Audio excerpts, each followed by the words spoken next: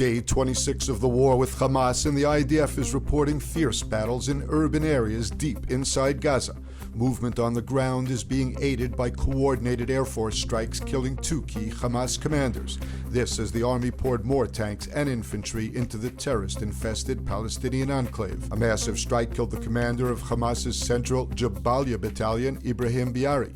Palestinian reports said at least 50 people were killed in the strike and subsequent building collapse. IDF infantry forces and tanks led by the Givati brigade then seized the Hamas compound in western Jabalia. IDF forces announced the deaths of 11 soldiers killed fighting Hamas terrorists in the northern part of the Gaza Strip. The first soldiers killed were Lieutenant Ariel Reich, 24, from Jerusalem, and Corporal Asif Lugar, 21, from Yagur.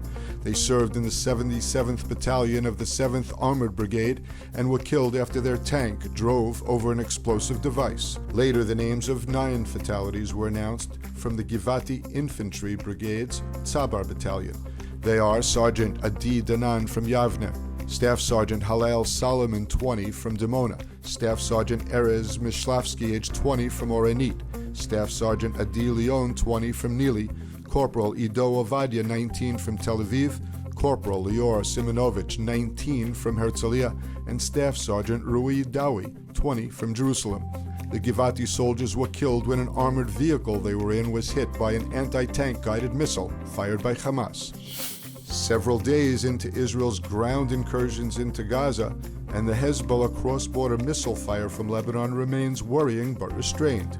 The IDF continues making Hezbollah pay a heavy price for firing rockets into Israel over the past 3 weeks. At least 50 Hezbollah fighters have been killed during the 3 weeks of border clashes. Hezbollah's position is becoming even more tenuous following the U.S. announcement that it was sending an additional 300 troops to the Middle East after 27 strikes on U.S. positions in Iraq and Syria since October 7th. This in addition to the aircraft carrier dispatched off the Lebanese coast. So, we know the news is volatile and fast-paced, and we wanted to let you know that ILTV's new app is now available. So if you want to stay connected to the latest news from Israel, the Middle East, and the Jewish world, download our app now on all your devices. It's available in the App Store for both Android and iPhone.